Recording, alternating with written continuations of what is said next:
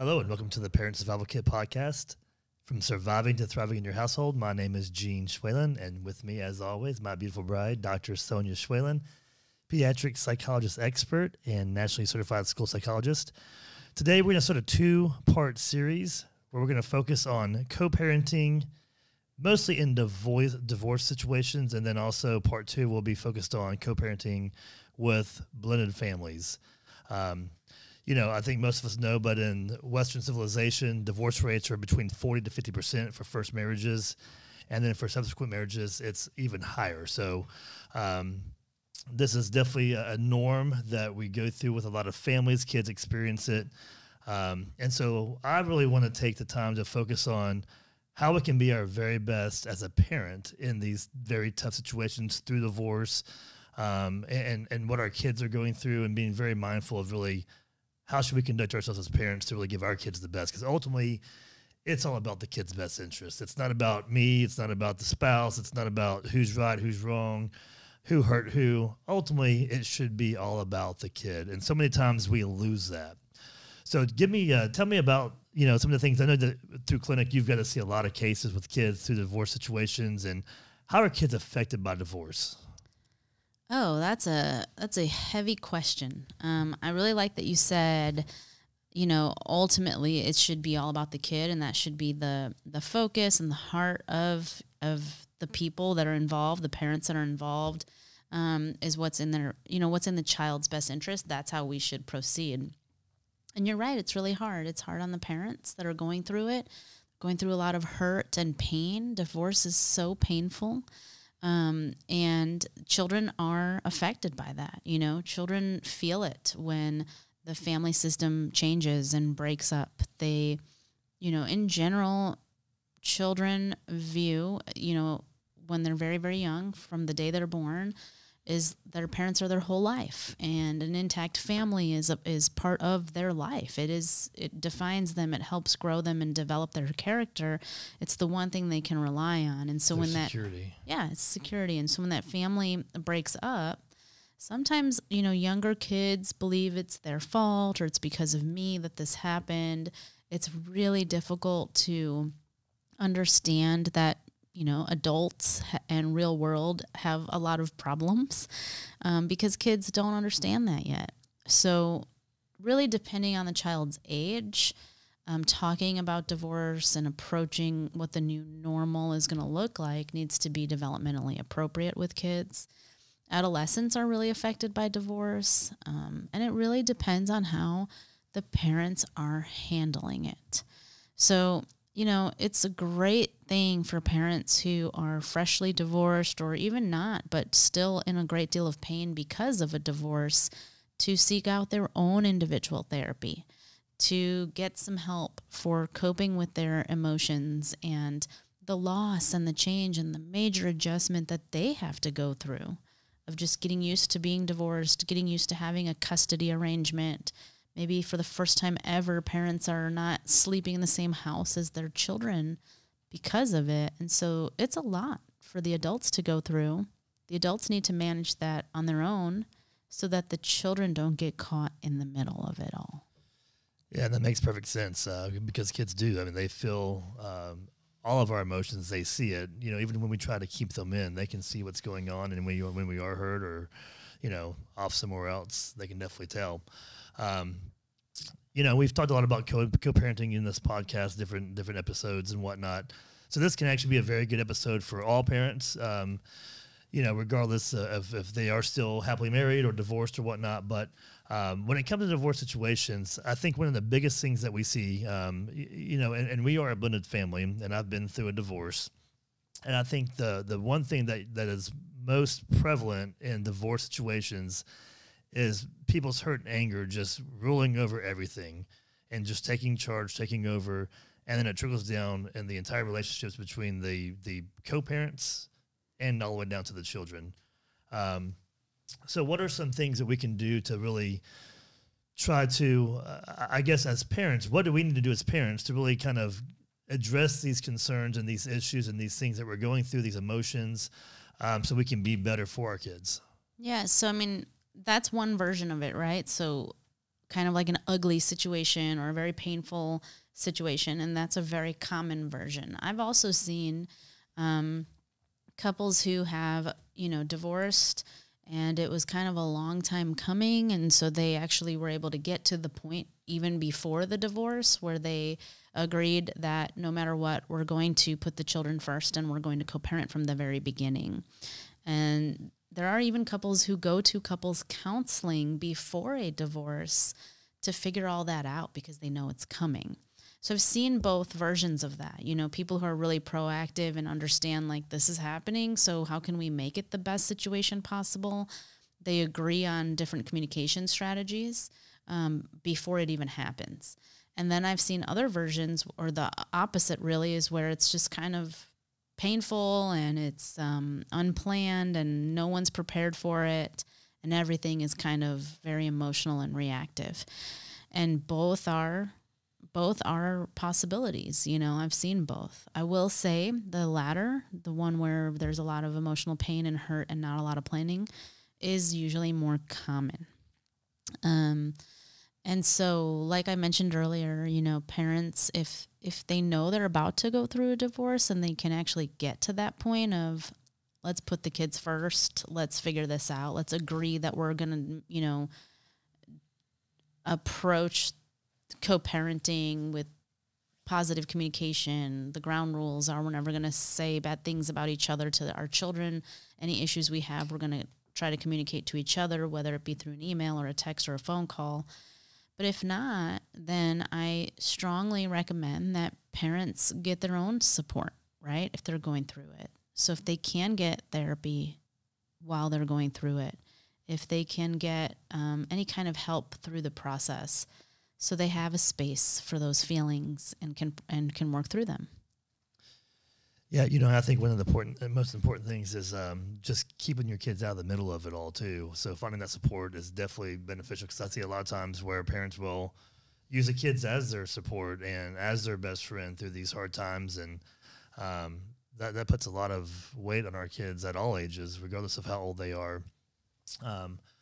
So as far as getting support and whatnot, I see a lot of times, I guess the most common is the latter, with the conflict, the hurt, and whatnot, because rarely do you hear, and they are out there, as you mentioned, but rarely do you hear about, positive splits. I mean, it does happen, right? But it's kind of like a joke. I mean, I hear parents going through divorce, and one friend has great communication and no conflict with the ex whatsoever, but everyone thinks that's completely crazy. There's no conflict. I mean, you guys actually get along and you guys are friends and whatnot. Something's going on there, right? That's weird. What's really happening, So the conflict is the biggest thing. But what kind of, when the kids see this conflict, how does it affect the kids? I mean, it has a huge impact on children. In a lot of divorce situations, I have seen kids essentially have their childhood robbed from them, okay? Maybe the parents are so contentious towards each other that they use the children to hurt the other or keep the children from the other parent, Ultimately, what that's doing, it's affecting the child's sense of stability and security. It causes a lot of confusion, and a lot of rift in the parent-child relationship over time.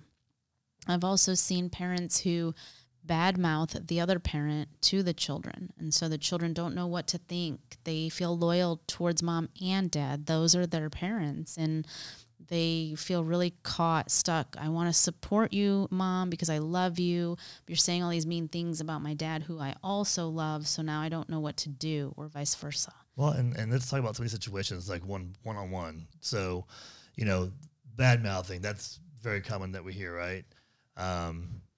When kids go through that, we've seen where kids, they'll shut down and they won't be able to talk about their other household at the just say mom's house.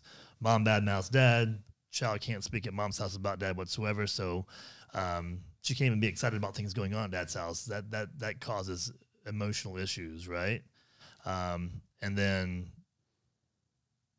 the kid's then scared to go talk to dad about, or dad's house about, what's going on at mom's house, because what do I say and how do I say this, because mom's bad-mouthing dad and there's no trust and these things are going on.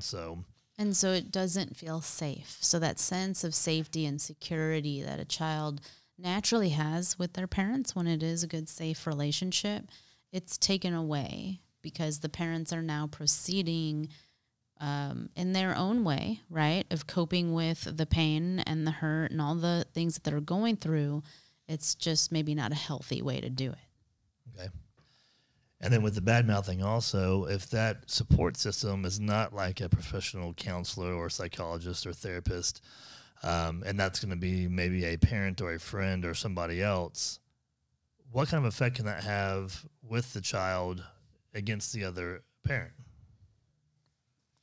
So if the child has access to some of those negative comments or some of the thoughts that the ex-parent might, or the ex will be saying about the other parent, again, it's very confusing for kids. It's emotionally, it becomes an unsafe environment for them. And they may, you might start seeing different things. So in very young kids, you might see acting out behaviors. You might see tantrums. You might see self-harm. You might see, just easily anxious or irritable, feeling just like anything triggers them. These are very common behavioral changes in younger kids who are going through something very difficult. In teenagers, you might see things like more depression or isolation, even anger, irritability. You can see things like self-harm again, shutting down, maybe spending more time with friends, not really wanting to be at home anymore, maybe feeling stuck between like, who do I spend time with? And you also get like the sense of like a fear of missing out, because in the teenager years, they start to understand that, if I have half siblings or step siblings at the other house, like in a blended family situation, right, they still do things on the weekends that I might not be a part of because I have to be at the other parent's house. So they start to understand some of that life goes on at the other house even when they're not there. Some of those things are really hard for kids to wrap their head around, and it's just all a part of the adjustment. And each year as the child gets older, there's something new that's going to pop into their awareness. And so every year as they start, they develop more and more awareness of just like how different it is or what they have to deal with because their parents are divorced. There's like a new adjustment that they're going through. Okay. Let's talk about some don'ts. What are some other don'ts that we should be very cautious of in a divorce situation that can have a huge impact or a negative effect on our kids? Some of the things that I think about is using our kid as kind of the messenger, as an example, to relay messages, even passive aggressiveness, going on through the kids as messengers.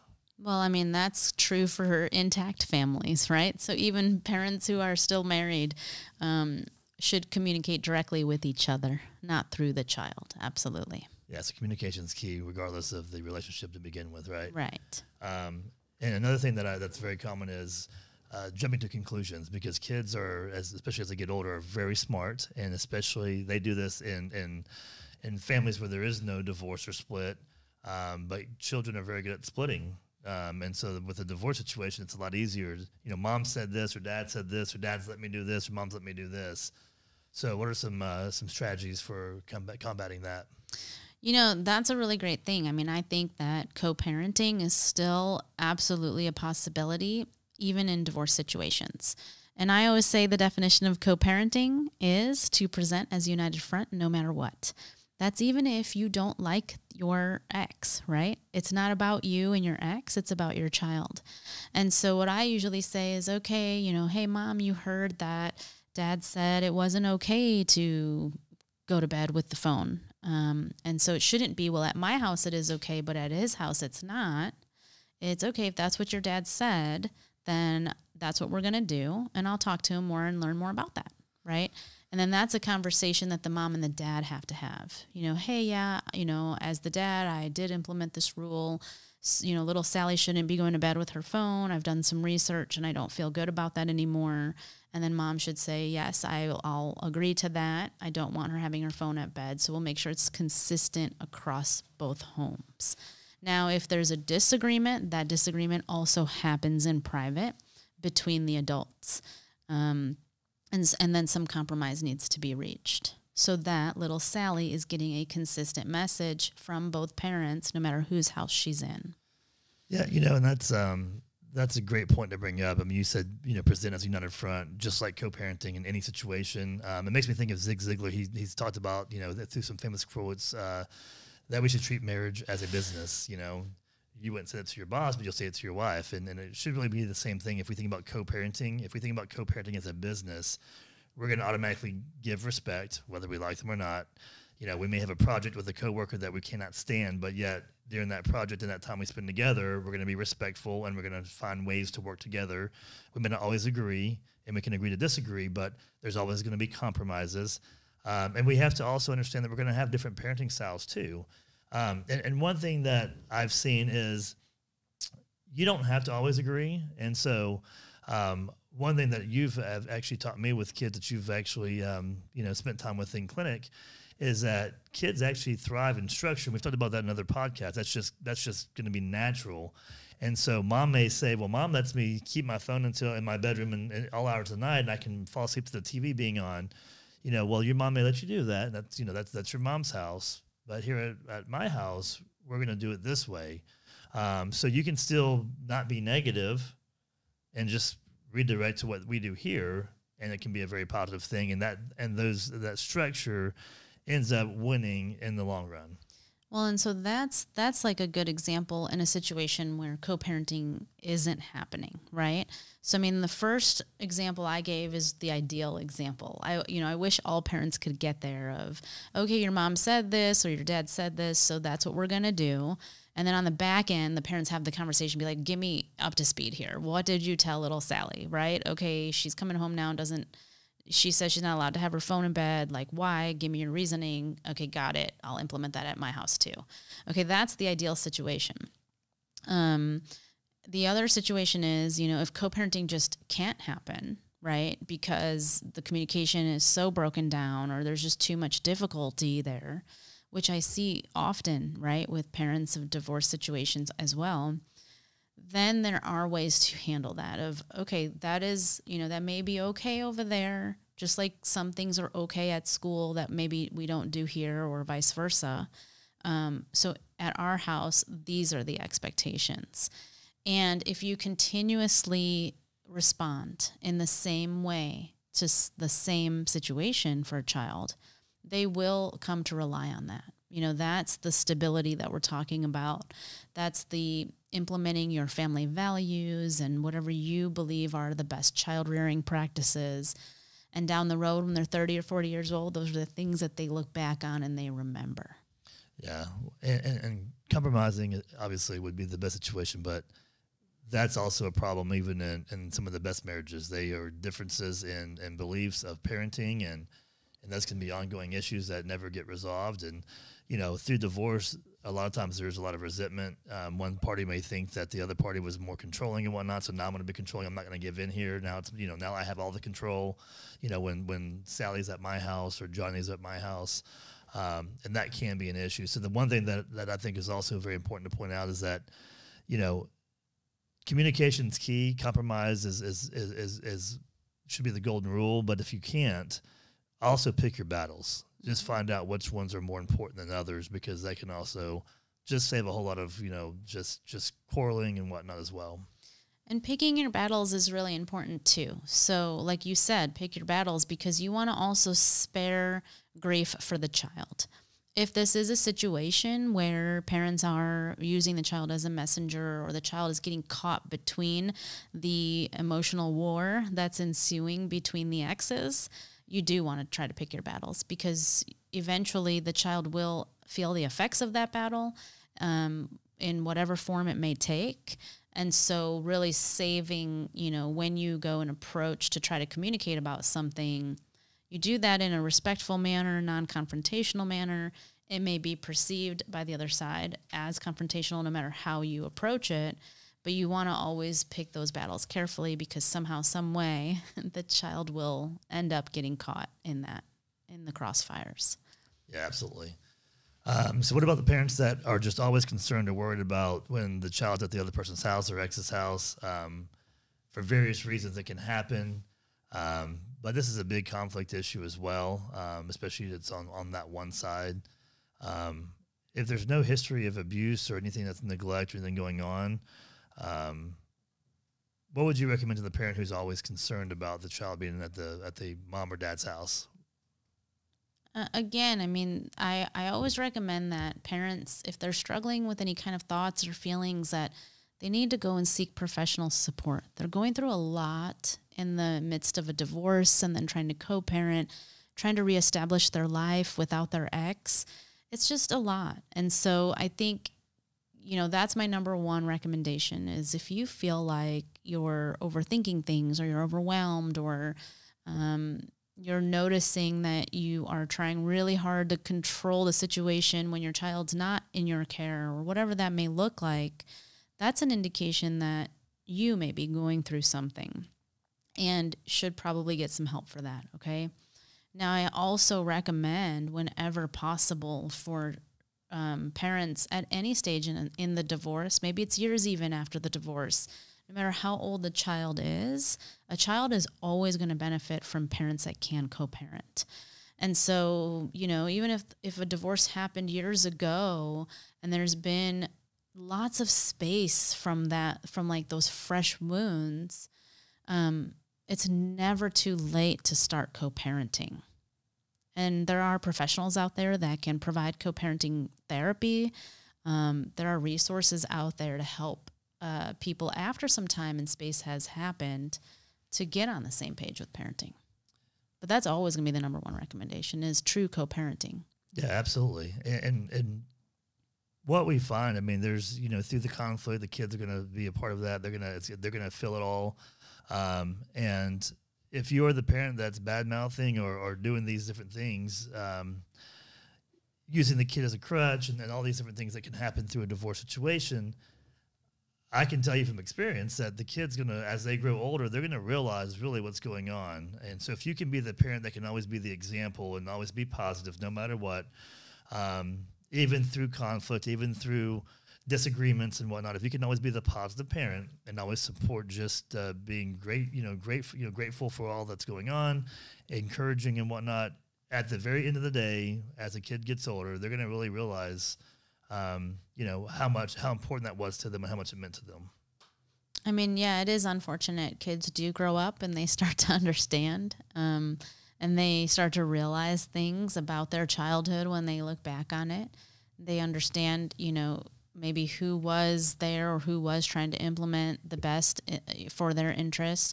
Maybe they see that both parents were trying to do it and can't ever wrap their head around why they just couldn't get along. It is, when I do therapy with kids who are going through divorce, it is one of the biggest, it's like one of the most painful things for kids because when they don't understand, like, why can't they just get along? Okay. Because sometimes children will say, I don't even care that they're divorced anymore. I just wish the fighting would stop. Okay. Yeah. Because it's irritating. It's frustrating for them. It's like they can't get over themselves long enough to even notice that, like, I'm here. That's from a child's perspective. Yeah. And it's tough. I mean, people get married and it's a big commitment. Lives change, and it's hard enough as it is, and then going through that divorce.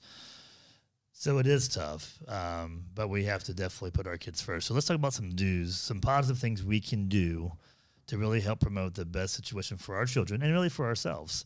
Getting past the hurt and the anger and all that stuff, there may be some things that we can never let go, just that always will bother us and hurt us and whatnot. But if we can do some positive things just for our kids, that can make a big difference. So, I think one of the things that you talked about also just a little bit ago was just open communication, just agreeing to communicate, open dialogue, keep a communication open at all times, and some things that can actually benefit there. And one thing that I think also is very positive is communicating through the internet or through text or whatnot in writing can also be very helpful in a lot of ways as well. It can be. I mean, it whenever anything is in black and white, it can really take away the extra meaning that people can attach to it, right? Because with our nonverbals, there's a lot more meaning there. We might have a certain tone in our voice or a facial expression that we make. So even though I say I'm fine, right, you know I'm not. So I get that quite a bit. No, I'm just kidding. our toddler does that all the time. But so it kind of eliminates all that extra interpretation, right, when you communicate in black and white. I wish it was that easy, though, because now what we're starting to realize is that through email communication or text message communication, even though it's just words on a page, if you're not in the right state of mind when you're reading that stuff, right, or you come to that message with a certain just connotation because it's from a certain person. Or if it triggers some type of emotion inside you for whatever reason. That's exactly right. It completely changes the meaning of the message. Yeah, absolutely. Right? And so that's a very real thing that's happening as well. So, you know, I recommend that parents who truly have the best interest of their child in mind, you know, are very careful with how they communicate, almost to the point of taking care to take care. So, you know, I really appreciate that you blah, blah, blah, and I want you to know I don't mean anything negative by this. However, I do have, you know, this question. So if you already know you're in a situation like that, you may just be more careful about saying a few extra things to put the person at ease when you are communicating. Yeah, you know, and one of the things that, you know, you can always do is be short to the point, but even that can be taken as, you know, being rude and cold in some ways, even if you're just trying to just be 100% to the fact. There are some great apps out there. iFamily Wizard is one of them. It has a tone meter in the writing, so you can actually, it'll take your message that you've written and it tones it, so it gives a tone meter to it to tell you if it comes across too intense or not with emotions behind it. So there are some good apps out there, but communication either way is definitely going to be key. Next thing that, you know, we talked about structure and whatnot. So having common rules and structure and guidelines and boundaries is important. So talk about what these things do for our kids when we can actually align in those areas. I'm all about linking systems. Okay, so if we have two households now, essentially we have two different systems and school that this child is going to every other day, every week, whatever it is. So now between school, mom's house, and dad's house, this child is trying to figure out how to function, right? School's pretty consistent all the time. They can rely on that structure, that consistency. It's usually a safer place for kids because of that. Some kids will say, I look forward to school because it's the one time I'm not at home, right? And I hear that even from teenagers. It's a respite. It's a place of just like, oh, I can finally breathe, right? And then if things are too different at mom and dad's house, it's really, really hard for kids. They just never get comfortable, or they might start to settle in and then they get plucked out of that situation and have to go to the other house, and it's like completely different environment and all of that. Now, some of that we can't avoid because, you know, exes are usually very different from each other, or they're moving on in different ways, and so they might have new spouses or new family members that have moved in or whatever.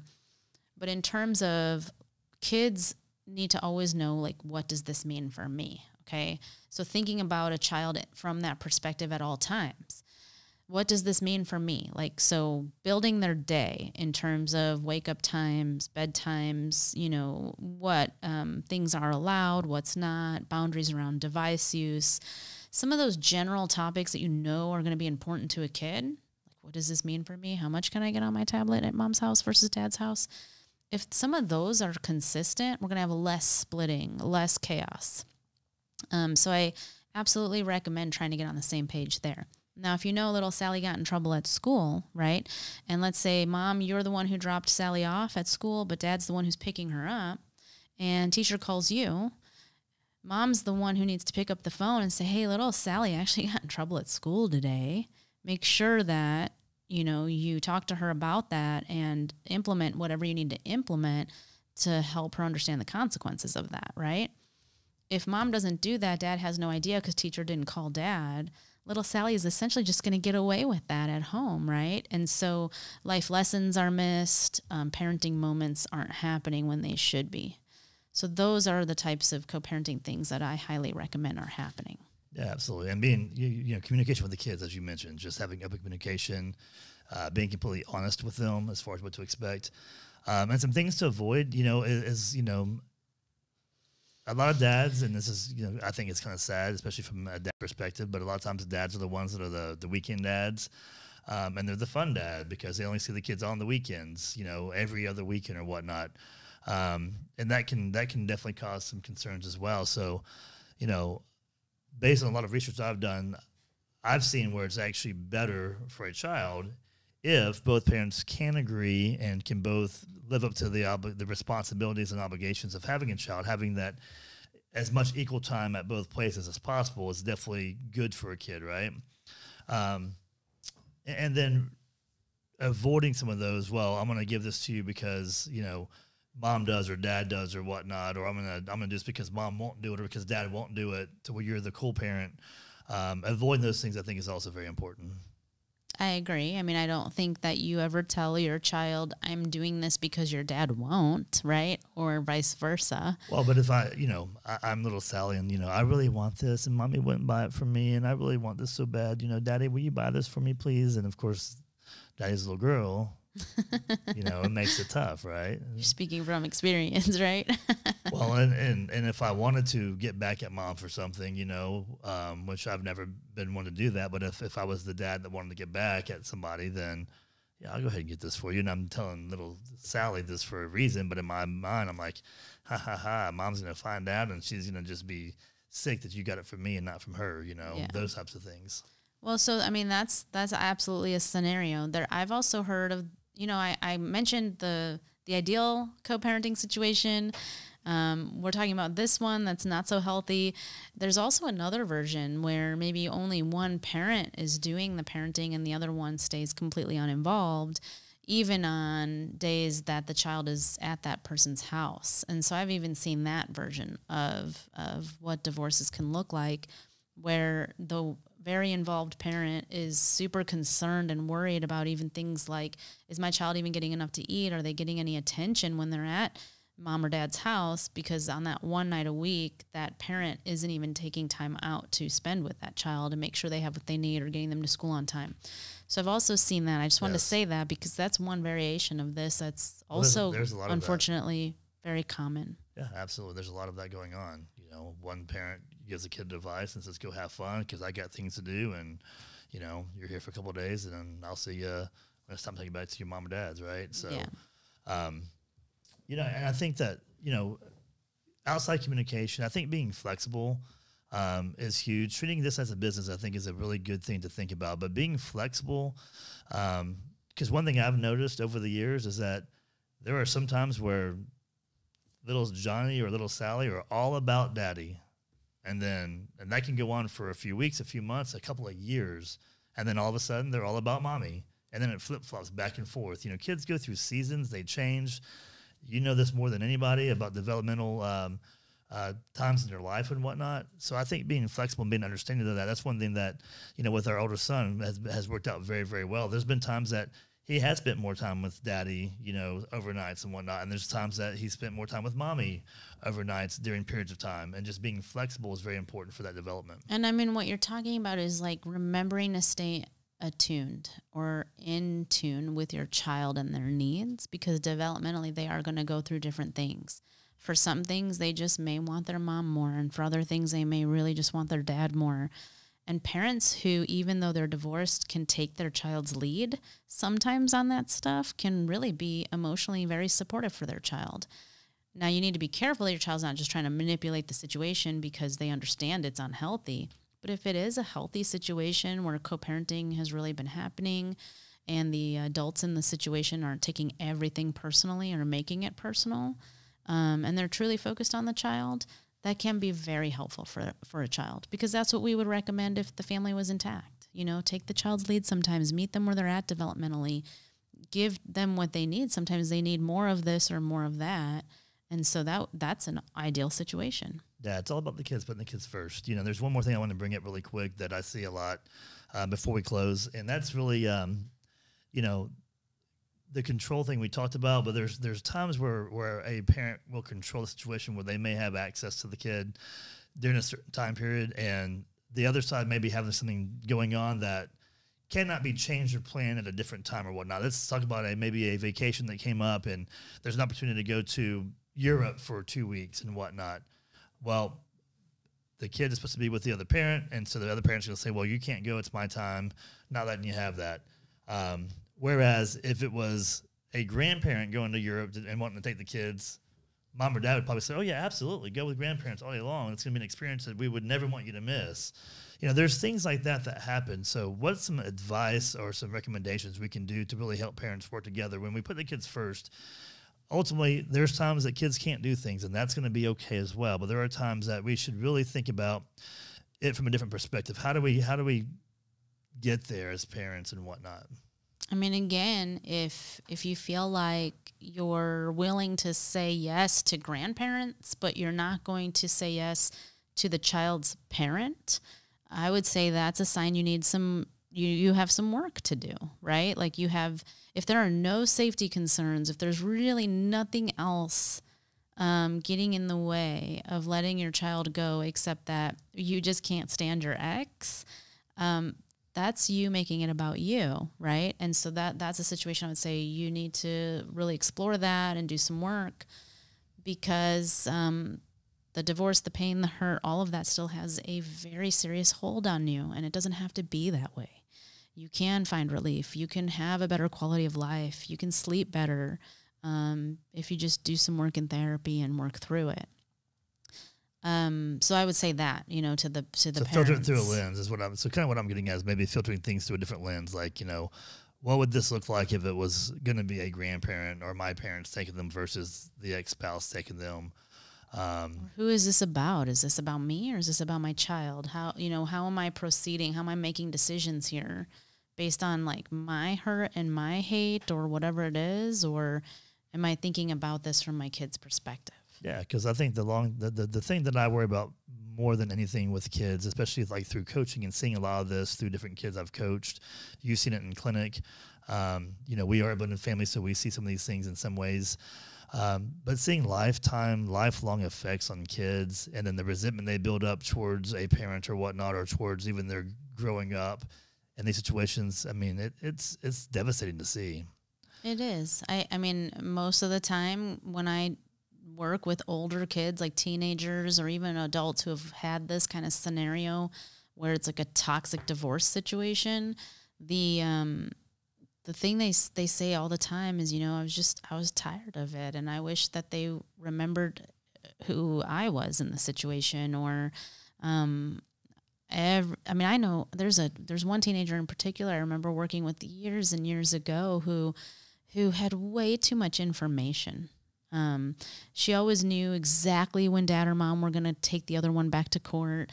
She always knew exactly what the judge said and what the divorce decree said, and she was like 12 years old, and she even had that vocabulary, right? I mean, that's what I meant earlier when I said it's really unfortunate how divorce can rob someone's childhood, because she's 12. She should be thinking about just what 12-year-olds think about, her friends and social media and bike riding and whatever, not what's the judge going to rule and what is that going to mean for my life for the next several years. Yeah, absolutely. And when you look at it at the end of the day, things that I've always, thought about is, number one, you're going to leave decisions about raising your kids to somebody on a bench who has no idea who your kids are, who you are, what's really going on.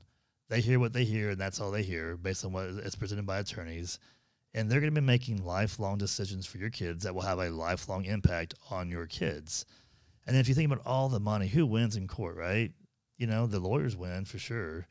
That money, just putting that towards a college fund for your kids. And at the end of the day, when it comes down to it, we talk about self-care so much as parents. For us to have a good quality of life, for us to give our kids the best, we have to take care of ourselves first.